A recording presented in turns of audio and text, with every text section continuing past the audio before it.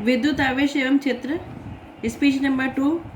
कल मैंने आप लोग को एक बात बताई थी कि जब दो पदार्थों को आपस में रगड़ा जाता है तो इलेक्ट्रॉन जो है वो कम कार्यफलन से निकलकर अधिक कार्यफलन की ओर गतिमान हो जाते हैं। इसी के परिप्रेक्ष्य में मैं ये बोलना चाहती हूँ कि दो चीज़ें आप लोग यहाँ पे सुनना है। पहला है इलेक्ट्रॉन उत्सर्जन। इलेक्ट्रॉन उत्सर्जन किसे कहते हैं? धातु की सतह से इलेक्ट्रॉन निकलने की क्रिया को इलेक्ट्रॉन उत्सर्जन कहते हैं। और इस इलेक्ट्रॉन उत्सर्जन के लिए इलेक्ट्रॉन को प्रॉपर एनर्जी की आवश्यकता होती है। तो इस एनर्जी को हम बोलते हैं वर्क फंक्शन, कार्यफलन। ये वर्ड कल हमने यूज़ किया था, उसका डिटेल बता रही हूँ मैं आपको। उस न्यूनतम ऊर्जा को जो इलेक्ट्रॉन उत्सर्जन के लिए आवश्यक है। ये इलेक्ट्रॉन उत्सर्जन होगा तभी एक पदार्थ से दूसरे पदार्थ में इलेक्ट्रॉन का गमन होगा, या एक धातु से दूसरे धातु में इलेक्ट्रॉन का गमन होगा, या इलेक्ट्रॉन के गमन से संबंधित जो भी बात करें वो डिपेंड करता है कार्यफलन पर। कार्यफलन क्या है? उस न्यूनतम ऊर्जा को जो इलेक्ट्रॉन उत्सर्जन के लिए आवश्यक है, कार्यफलन या वर्क फंक्शन कहते हैं। सेकंड थिंग इसमें ध्यान देने योग्य है कि केवल कुचालक पदार्थों को ही घर्षण द्वारा आवेशित किया जा सकता है, सुचालकों को नहीं किया जा सकता। कुचालक पदार्थ के बारे में बता रहे घर्षण के बारे में, तो केवल घर्षण से उत्पन्न होने वाले चार्जेस के बारे में बात करें तो कुचालक पदार्थ में ये संभव, कुचालक पदार्थों में ये संभव है। इसके बाद आ जाते हैं एक नए टॉपिक पर, वो है विद्युत आवेश के मूल गुण। मूल गुण में आप लोग नोट कीजिए, 3 मूल गुण है इसमें। पहला है आवेशों की योज्य प्रवृत्ति या एडिटिव नेचर ऑफ चार्जेस, आवेशों की योज्य प्रकृति। इसमें क्या है योज्य प्रकृति? एक सिस्टम हम लेते हैं। सिस्टम बोलने से यदि हम सरल भाषा में सिस्टम को समझ, मान लीजिए आपका क्लासरूम एक सिस्टम है। कैसे सिस्टम है ये? क्लासरूम में स्टूडेंट्स होते हैं, टीचर्स होते हैं, ब्लैक बोर्ड होता है, चेयर होता है, बेंच होता है, ये सब मिलाकर एक सिस्टम कहलाता है। ऐसे ही यदि सिस्टम में कुल आवेश यदि लेते हैं तो कुल आवेश क्या होगा? उस सिस्टम में उपस्थित जितने आवेश हैं उन सबका बीजगणितीय योग होगा। आप ध्यान दीजिए, बीजगणितीय योग होगा। आवेश पॉजिटिव भी हो सकते हैं, आवेश निगेटिव भी हो सकते हैं। आप जब ऐड करेंगे कुल आवेश निकालने के लिए तो आपको चिन्ह का ध्यान उसमें रखना पड़ेगा। क्या बोलेंगे हम इसको? फिर से बता रही हूँ मैं आपको। आवेशों की योज्य प्रकृति के अंतर्गत आपको बोलना है कि किसी निकाय में उपस्थित कुल आवेश उस निकाय में उपस्थित सभी आवेशों के बीजगणितीय योगफल के बराबर होता है। उसके बाद दूसरा मूल गुण है विद्युत आवेश का क्वांटाइजेशन, क्वांटीकरण। क्वांटाइजेशन का मतलब है कि आवेश हमेशा इलेक्ट्रॉन पर उपस्थित चार्ज का पूर्ण गुणज होता है, और इसको मैथमेटिकली लिखते हैं Q = NE। E जो है इलेक्ट्रॉन पर आवेश, E का मान आप जानते हैं 1.6 × 10⁻⁻19 कूलम। ये कभी भी पूर्ण गुणज का मतलब है 1, 2, 3, 4 लाइक दैट। कभी n का मान हाफ, 3/2 ऐसा नहीं होगा। तो आवेश का मान हमेशा इलेक्ट्रॉन के चार्ज का पूर्ण गुणज होता है, और गणितीय रूप में हम बोलेंगे Q = NE। तीसरा मूल गुण है आवेश का संरक्षण, कंजर्वेशन ऑफ चार्जेस।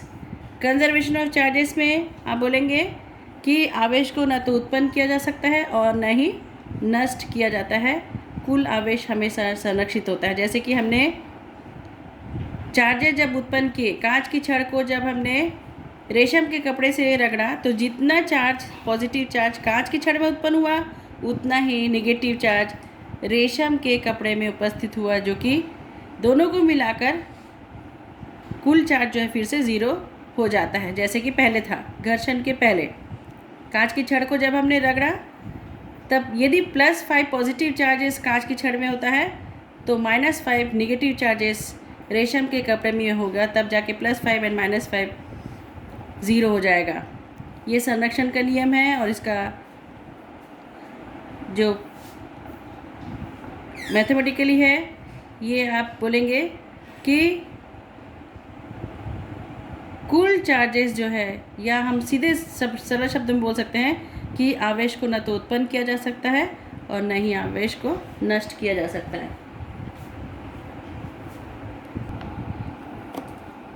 यदि हम एक आइसोलेटेड सिस्टम की बात करें, आइसोलेटेड सिस्टम मतलब किसी अन्य परिवेश से उसका संपर्क नहीं है, उसका, जिसको हम हिंदी में बोलते हैं पृथक्कृत निकाय, इसका कुल आवेश नियत रहता है। एक अनदर स्टेटमेंट है ये आवेश संरक्षण का। पहला स्टेटमेंट हुआ कि आवेश को न तो उत्पन्न कर सकते हैं न नष्ट कर सकते हैं, और सेकेंड स्टेटमेंट है किसी भी पृथक्कृत निकाय का कुल आवेश नियत रहता है।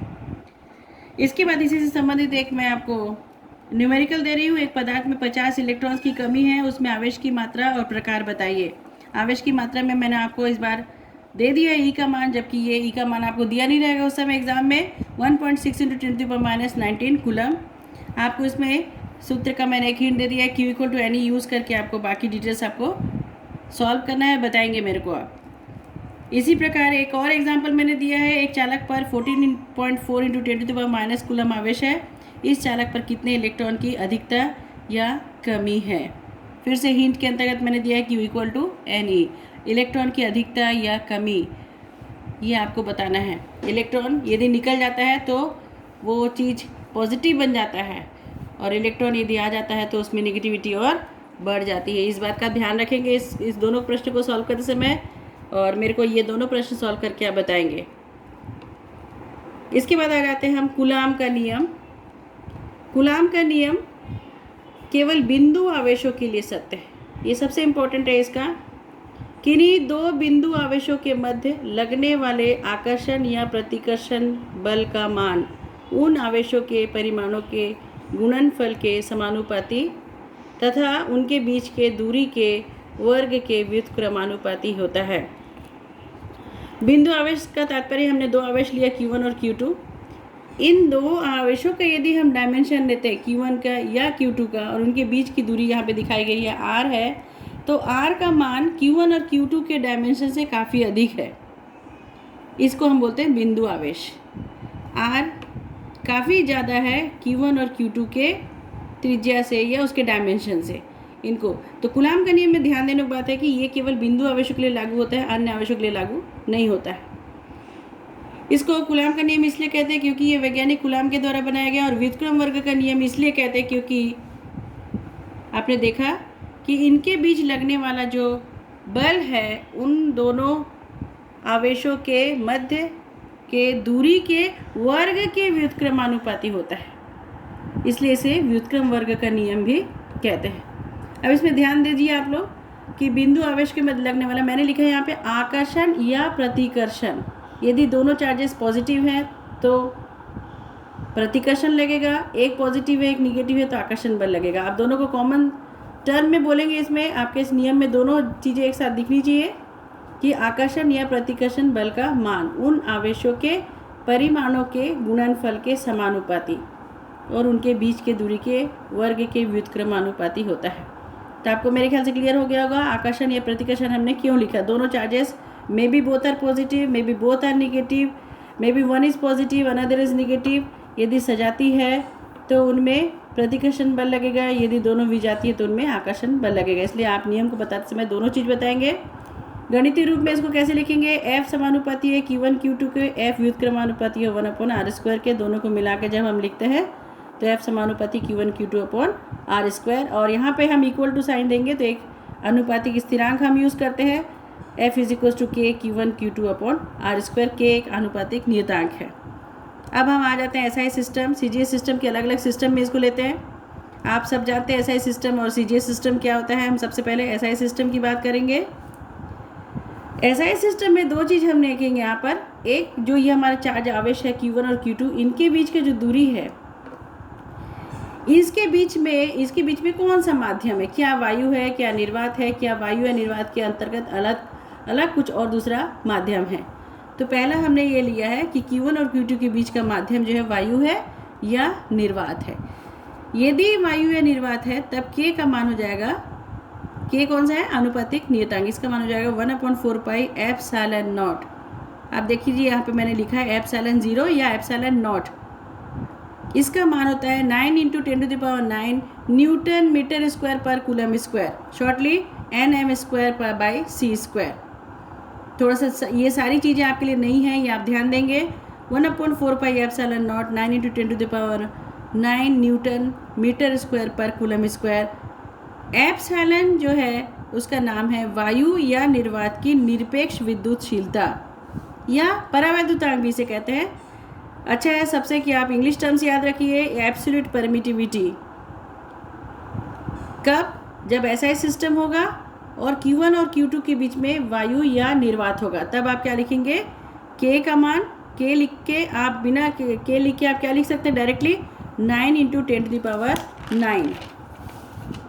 सेकेंड थिंग है Q1 और Q2 के बीच में क्या है, आप यहाँ पर माध्यम है, मतलब यहाँ पर वायु या निर्वात नहीं है, इसके अलावा अन्य कोई माध्यम है।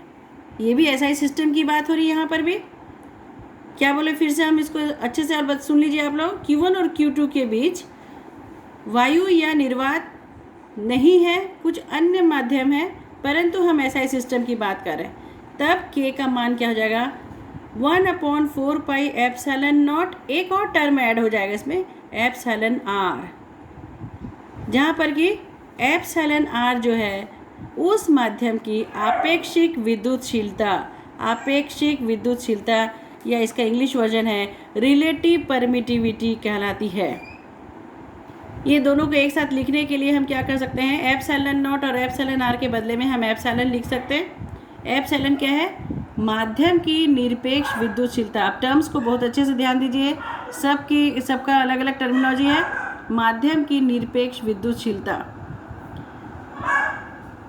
तो बहुत अच्छे से मेरे ख्याल से आपको क्लियर हो गया। फर्स्ट जो है वो Q1 और Q2 के बीच में वायु या निर्वात है, ऐसा ही सिस्टम है, तो आप सीधे क्या लिखेंगे कि F = 9 into 10⁹ Q1 Q2 upon R²। और जब वायु या निर्वात के अंतर अलावा कोई दूसरा माध्यम है, तब क्या हो जाएगा, F = 1/4πε0 epsilon R Q1 Q2 upon R² या 1/4πε Q1 Q2 अपॉन R²। एक में आएगा एब्सोल्यूट परमिटिविटी और दूसरा कहलाता है रिलेटिव परमिटिविटी। दोनों ही बात CGS सिस्टम के अंतर्गत आई। अब हम लेते हैं दोनों ही बात जो है SI सिस्टम के अंतर्गत हो गई थी। अब आते हैं CGS सिस्टम में। CGS सिस्टम में हमेशा K का मान 1 होता है। तो CGS सिस्टम में क्या होगा, हमेशा CGS सिस्टम में 1/4πε सीधा F = Q1 Q2 R²।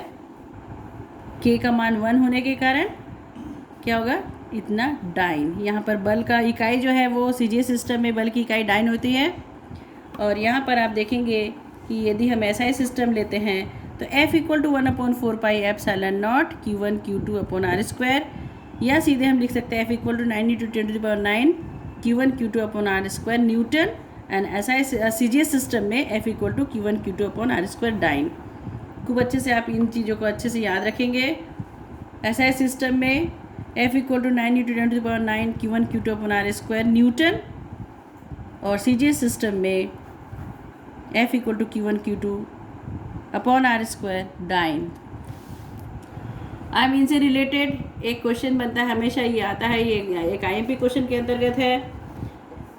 पहले हम लेते हैं CGS सिस्टम की। हम एकांक आवेश की परिभाषा देने की कोशिश कर रहे हैं। यहाँ पर एकांक आवेश की परिभाषा देने के लिए सर्वप्रथम हम कौन से सिस्टम का यूज़ कर रहे हैं, SI सिस्टम का यूज़ कर रहे हैं। F = 9 into 10⁹ Q1 Q2 upon R² से स्टार्ट करते हैं। यहाँ पर यदि हम मानते हैं कि F का मान 9 इंटू 10⁹ न्यूटन है, R का मान 1 मीटर है, Q1 और Q2 दोनों आपस में बराबर है, उनका मान हमने माना कि Q है।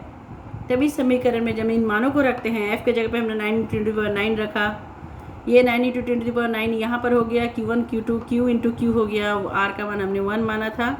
सबको सॉल्व करने से हमको मिलेगा Q² = 1, और इसका मतलब है Q = +-1। या 1 कूलाम। SI सिस्टम की बात कर रहे, ध्यान रखेंगे। जो मैथमेटिक्स हमने किया है उसी को हमको इसमें लिखना है वर्ड्स में। क्या लिखेंगे आप? अर्थात समान परिमाण के दो सजातीय आवेश। क्यों बोला हमने समान? Q1 और Q2 को हमने समान माना। किसके समान माना? माना कि प्रत्येक जो है Q के बराबर है। अर्थात समान परिमाण के दो सजातीय आवेश वायु या निर्वात में। क्यों बोला हमने? क्योंकि हमने यहाँ पे 9 × 10⁹ लिया है। किसके बदले में? 1/4 πε0 के बदले में, k के बदले में हमने लिया 9 × 10⁹। इसलिए हमने क्या बोला? सजातीय आवेश वायु या निर्वात में। आपको ये लिखना बहुत इंपॉर्टेंट है, आपको लिखना जरूरी है। वायु या निर्वात में 1 मीटर की दूरी पर स्थित होने पर एक दूसरे को 9 × 10⁹ न्यूटन के बल से प्रतिकर्षित। देखिए आप, समान परिमाण, समान लिया है हमने बोला है कि Q1 और Q2 दोनों समान हैं। समान सजातीय आवेश हमने लिया है। सजातीय आवेश मतलब बोथ आर पॉजिटिव और बोथ आर नेगेटिव। यदि सजातीय बोला है तो आपको यहाँ पर लास्ट में लिखना पड़ेगा प्रतिकर्षित करे, ये इंपॉर्टेंट है। तो प्रत्येक आवेश एकांक आवेश कहलाता है। प्रत्येक आवेश Q = 1 इकाई, एक वैल्यू उसकी होती है। यदि समान परिमाण के दो विजातीय आवेश आप लिखते हैं तब आप क्या लिखेंगे? यहाँ पर प्रतिकर्षण के बदले में आप लिखेंगे आकर्षण बल। मेरे ख्याल से क्लियर है आपको। फिर से मैं एक बार दोहराती हूँ। समान परिमाण के दो सजातीय आवेश। समान हमने क्यों लिखा? बिकॉज हमने Q1 और Q2 दोनों को समान माना है। किसके समान माना है? Each are equal to Q। सजातीय आवेश बोला है इसलिए हमने लास्ट में प्रतिकर्षित बल हमने बोला है। 1 मीटर की डिस्टेंस है दोनों का एक दूसरे से 9 × 10⁻, क्योंकि हमने F कितना माना है? 9 × 10⁹ न्यूटन बल हमने माना है। SI सिस्टम की बात हो रही इसलिए हमने न्यूटन बोला। से प्रतिकर्षित करें तो प्रत्येक आवेश एकांक आवेश कहलाता है। ये आप लोग जो हमने मैथमेटिकली आपको बताया वही आपको थियोरिटिकली लिखना है। इसी प्रकार CJ सिस्टम की जब बात आती है तो फॉर्मूला आपका चेंज हो जाएगा। आप अच्छे से जानते हैं F = Q1 Q2/r²। यहाँ पर हमने F को 1 डाइन लेना है। CJ सिस्टम है, Q1 Q2 को हमने ईच को इक्वल माना है और दोनों इक्वल किसके? Q को, R को 1 सेंटीमीटर माना है। तो Q² = अगेन क्या आ जाएगा? 1 और Q = +-1। ये +-1 जो ये कहलाता है स्थिर विद्युत मात्रक, स्थैत कूलाम। ये Q का मान जो 1 CJ सिस्टम में statcoulomb, electrostatic unit of charges ESU। जैसे यहाँ पर Q का मान 1 कूलाम, यहाँ पर Q जो है जो 1 आता है उसका मान आता है 1 स्थिर विद्युत मात्रक या स्थैत कूलाम भी इसको कहते हैं।